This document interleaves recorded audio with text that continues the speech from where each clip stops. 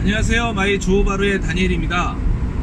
쿠알라룸푸르에서 조호바루까지 운전해서 가는 영상 그 3탄이 시작이 됐습니다. 이게 쿠알라룸푸르에서 오래 가다 보니까 유튜브 영상을 한 번에 영상을 3편이나 만들 수 있게 되는데 굉장히 좋은 것 같은데요. 이거 지루하지도 않고 물론 저만 지루하지 않은 거죠. 이 시청하시는 분들은 지루해 하실 수도 있고 되게 똑같은 영상이나 화면이 계속 나오는 거가 반복되는 것들이 지루하실 수도 있겠지만, 제가 이렇게 길게 말레이시아에 대한 내용을 운전하면서 설명을 드릴 수 있는 기회가 많지 않을 것 같아서 그런 어려움에도 불구하고 3번째 영상을 드디어 이제 시작했습니다. 지금 이제 저희 집에까지 한 20여 분 정도 남은 시간에 마지막 영상 딱 하면은 3편 딱 만들어낼 수 있을 것 같아서 구독해 주시거나 시청해 주시는 분들께 감사하다고 말씀 먼저 드리겠습니다. 지금 조호바루가 이제 다 와가면서 아까 비가 올 것 같다고 그랬는데 진짜 비가 올 것 같은 하늘로 진짜 잔뜩 찌푸린 하늘이고, 하늘은 계속 흐려져 있습니다. 그래서 날씨가 좋지 못해서, 이게 날씨가 좀 좋았으면 영상이 훨씬 더 좋은 그림이 나왔을 텐데 영상이 어떻게 나올지가 좀 걱정이네요. 또 화면이 좀 깨끗하지 않을까봐 걱정인데, 영상미보다는 저 다니엘의 어떤 설명이나 이런 거를 좀 더 귀담아서 들어주신다고 생각하고 시청해 주셨으면 좋겠습니다. 지금 이정표에 드디어 이제 조호바루, 스쿠다이, 세나이 이렇게 3개의 이정표가 있는 표지판을 지났습니다. 그래서 지금 조호바루, 조주에 들어온 거죠. 어쨌든 조에 들어와 있는 고속도로를 달리고 있습니다. 지금 이제 조호로 오면 고속도로가 지금처럼 편도 2차선이에요. 편도 2차선 도로로 고속도로가 계속 가고, 아무래도 쿠알라룸푸르나 이렇게 서울 쪽보다는 인구가 많이 적은 데다 보니까 차량 통행량도 그렇게 많지는 않고 이제 고속도로나 이제 그런 상황이 되겠습니다. 지금 앞에 이제 화물차가 이렇게 지나갔고요. 말레이시아 그리고 운전하다 보니까 이제 생각이 나는데, 차량 가격에 대해서 어떤 영상이나 자료에 보니까 말레이시아 차가 비싸다라는 얘기들이 되게 많이 있으시더라고요. 근데 사실 말레이시아가 차가 비싸다라고 말하기에는 조금 어폐가 있을 수도 있는 것 같아요. 말레이시아에 있는 차가 말레이시아가 차값이 비싼 나라라고 하는 것보다 말레이시아에 들어오는 수입차들이 비싸게 들어오는 거죠. 세금이나 관세 때문에. 실제로 말레이시아는 한국보다 차값이 훨씬 싸게 탈 수 있는 나라예요. 그러니까 외제차를 타거나 현대 기아차 같은 차를 타려면 한국보다 비싼 돈을 주고 타야 되는 건 맞지만, 현지에 있는 차들이, 말레이시아는 자국이 자동차를 만드는 브랜드가 페르도아라고 하는 회사랑 프로톤이라고 2개의 자동차 회사가 있다고 그랬잖아요. 그 자국 자동차를 통해서 현지 자동차는 정말 쌉니다. 그래서 내가 차량을 타려고 하면 정말 저렴한 가격의 차를 구매하셔서 타실 수가 있어요. 대중교통이 불편하다고 하는데, 사실은 대중교통이 불편한 건 제 생각에는 대중교통이 불편한 건 단점이 아닌 것 같아요. 한국 같은 경우는 기름값도 비싸고 통행료나 여러가지 주차료나 차량에 대한 비용들이 워낙 비싸니까 대중교통 길도 많이 막히고 주차장도 부족하니까 대중교통을 이용해서 출퇴근을 하는 경우가 많기 때문에 대중교통이 굉장히 중요하지만, 말레이시아라는 나라는 대중교통 발달의 필요성을 잘 못 느껴요. 쿠알라룸푸르 같은 경우는 물론 요즘 지하철 같은 트램이나 이런 거 같은 대중교통을 길이 워낙 막히고 도로가 많이 막히니까 대중교통에 대한 발전을 굉장히 많이 하지만, 조호바루 같은 경우는 땅도 넓고 길도 거의 안 막히고 대중교통에 대한 필요성을 잘 못 느끼기 때문에 대중교통에 대한 투자를 거의 안 한다고 보시면 됩니다. 그렇다고 해서 불편한 것도 아니고 오히려 대중교통이 없는 대신에 기름값 저렴하고 주차료 저렴하고 차량이 말레이시아의 악시아라고 아까 제가 설명드렸던 이 나라에서 제일 저렴한 경차는 수동일 경우 제일 싼 경우는 2만 링기 초반이면 구매할 수 있어요. 그러니까 600만원 밖에 안 하는 거예요. 그러니까 600만원 정도 돈만 있으면 자기 자가용을 구매할 수가 있는 거예요. 근데 그 600만원 조차도 현금으로 내지 않고 말레이시아 자국민들은 뭐 장기 할부로 저렴하게 구할 수가 있는 거예요. 5년 할부, 7년 할부, 9년 할부. 이자도 많이 높지가 않고. 그러니까 사실은 이 나라 사람들한테 대중교통은 큰 의미가 없는 거죠. 오토바이를 타거나 차를 타면 되는데 굳이 불편하게 대중교통을 탈 필요가 없잖아요. 그러니까 대중교통이 발달이 안 된 거는 말레이시아의 단점이 아니고 오히려 장점인 거죠. 대중교통이 없는 것들이 오히려 제가 보기에는 장점이 될 수 있는 거예요. 그랩이라는 저렴한 운송수단을 편하게 이용할 수 있는 시스템이 잘 발달이 돼 있고, 내가 원하면 자동차 렌트 같은 경우도 사실은 굉장히 저렴한 거죠. 소카나 이런 거 뭐 장기로 렌트를 한다고 하면 마이비 차량이나 악시아 같은 거 장기로 렌트카 한국 분들한테 빌리면 1300링기 정도, 1400링기 정도 되는데, 그러면 한 30만원, 5만원? 35만원 정도 되면 사실 하루에 렌트카 빌리는 비용이 만원에서 12,000~13,000원 밖에 안 되는 거예요.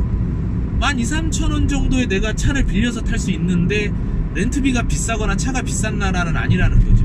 그리고 유지비가 많이 드느냐? 기름값 정말 저렴하잖아요. 1리터에 2.8이니까 1링기 80센인가 1링기 8센인가 그런데 어쨌든 한 50링기 정도니까 한 13,000~14,000원어치 넣으면 거의 뭐 한 300km 정도 이상 타요. 그러니까 기름값도 부담이 없는데 차값도 싼 나라죠. 저렴하게 할 수 있는 나라고, 대중교통이 없어도 전혀 불편하지 않은 나라가 저는 말레이시아라고 생각하고, 그게 말레이시아의 단점이기보다 저는 말레이시아의 장점이 아닌가 생각을 합니다. 그건 제 기준이고요. 제 생각에 그렇게 생각을 합니다. 지금 이제 조우바루에 들어오는 고속도로 톨게이트가 이제 있습니다. 자, 그래서 저는 스마트택이라고 하는 하이패스 시스템을 갖고 있기 때문에 이거를 통과해 봅니다. 통과하는데 통행료가 얼마 나오는지 한번 이제 찍어 보도록 하겠습니다. 40링기 20센트네요. 쿠알라룸푸르 공항에서 시작해서 조우바루까지 왔는데 40링기 20센트가 통행료가 나왔습니다. 그러니까 한국 돈으로 하면 한 11,000원 정도 되는 거네요. 그래서 11,000원 정도 통행료를 가지고 조우바루를 드디어 들어왔습니다. 조우바루가 아니고 이제 조우는 아까 들어왔고 이제 고속도로 한 단계를 끝난 거죠. 근데 여기가 끝이 아니고 여기는 이제 공항 쪽인데, 여기서 저희 이제 신도시 쪽으로 들어가려면 고속도로 통행료를 한 번 더 내야 돼요. 거기는 이제 시내 통행료를 내서 700원 정도 통행료를 내고 또 한 번만 더 들어가면 이제 목적지인 저희 신도시 집에 도착을 하게 되죠.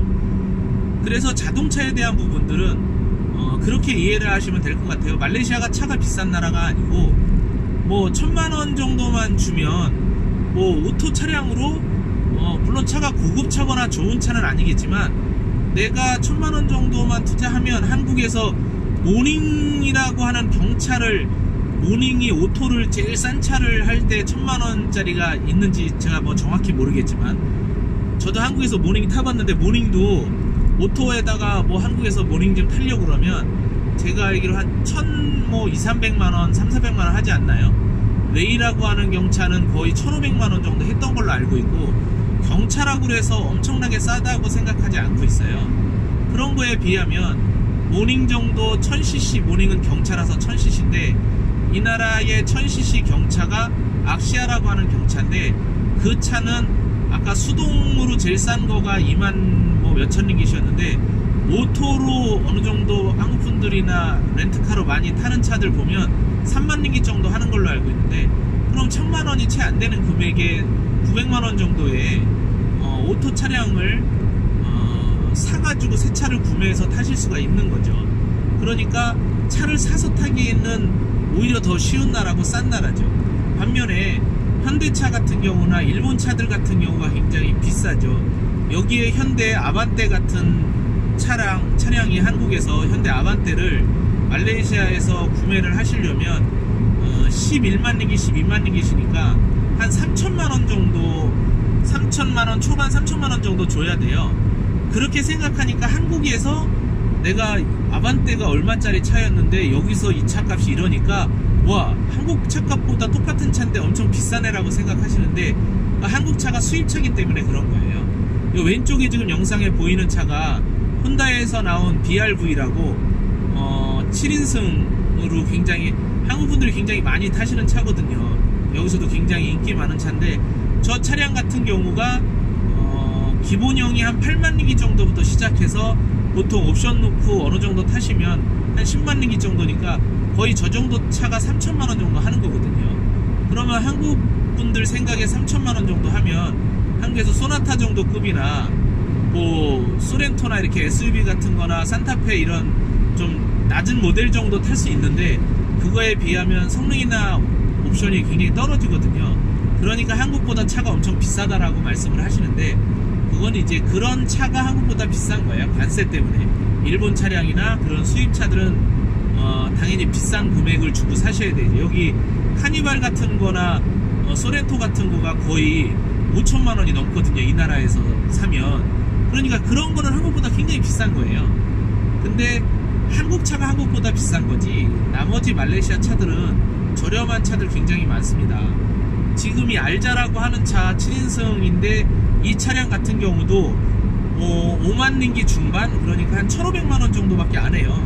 1,500만원 정도밖에 안 하는 차인데 한국에서 비슷한 그레이드면 카렌스나 레조, 올랜도 같은 차종이 아마 비교 대상 차종인데 물론 그런 차종보다 성능이나 품질이나 이런 거는 많이 부족할 수 있겠지만 그런 차랑 같은 차 형태인데 여기선 1,500만원에 사실 수 있습니다. 로컬 차를 타면 유지비도 굉장히 저렴하고 AS 정말 쉽게 할 수 있고 그래서 말레이시아 차가 비싸지만은 않다.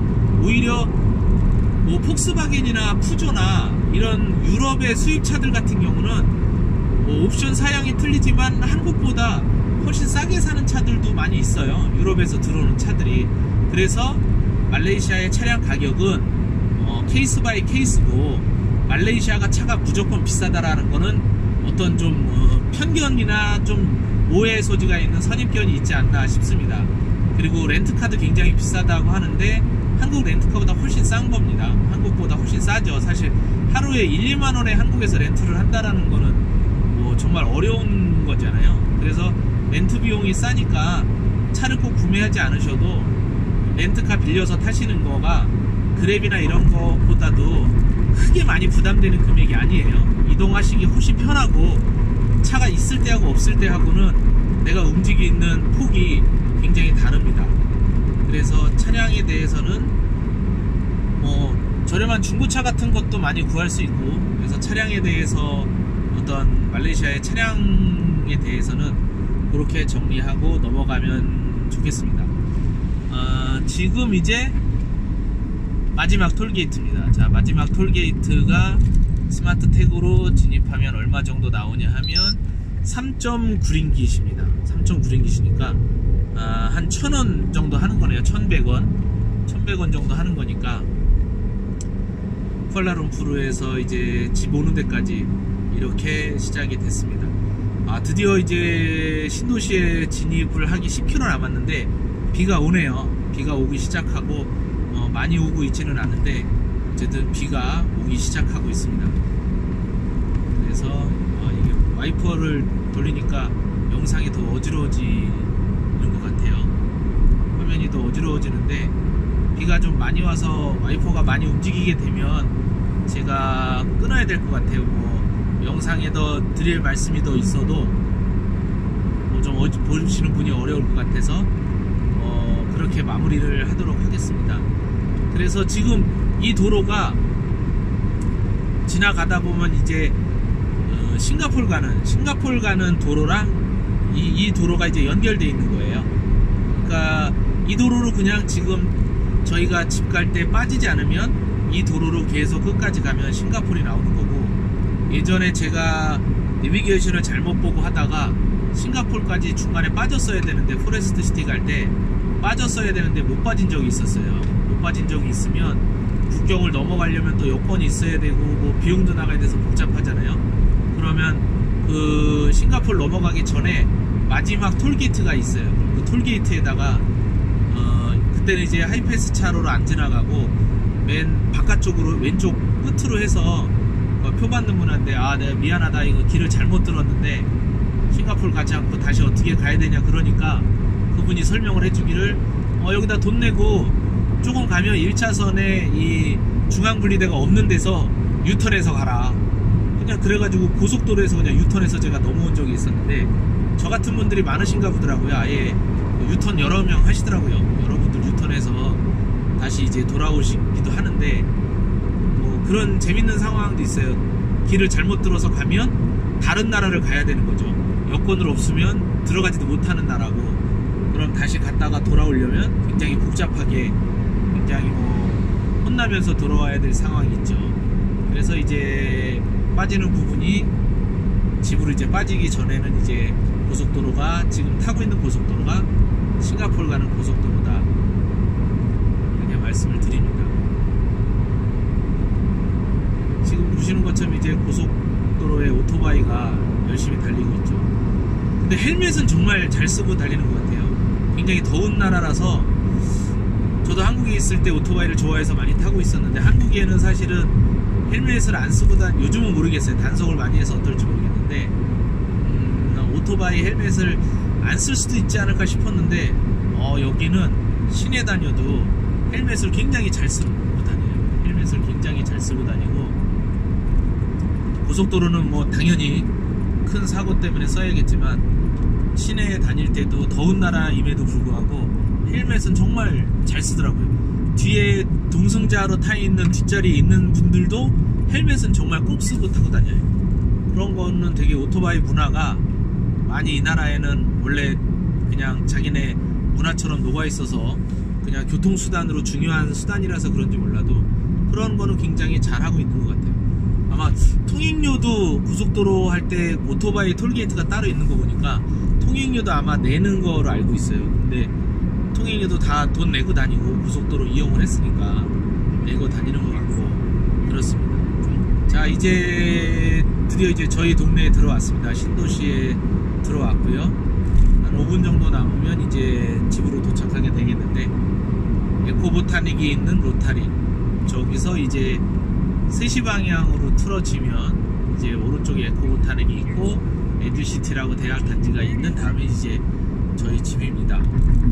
어저께 쿠알라룸푸르를 출발을 해서 1박 2일 동안에 정말 먼 길을 갔다 오느라고 피곤하기도 한데, 그래도 영상을 찍으면서 오니까 너무 좋은 것 같아요. 다음에도 장거리 갈 때마다 유튜브 영상을 찍어야겠어요. 1시간, 2시간 이상 운전을 해야 될 때가 되면 영상을 찍어서 다니면 좋을 것 같습니다. 다행히 집에 도착할 때까지 비가 많이 쏟아지지 않아서 운전도 좀 안전하게 할 수 있을 것 같고, 영상도 조금 더 찍을 수 있게 됐네요. 아무튼 운전 쿠알라룸푸르에서 조우바르까지 한 4시간 정도 운전해서 온 것 같은데요.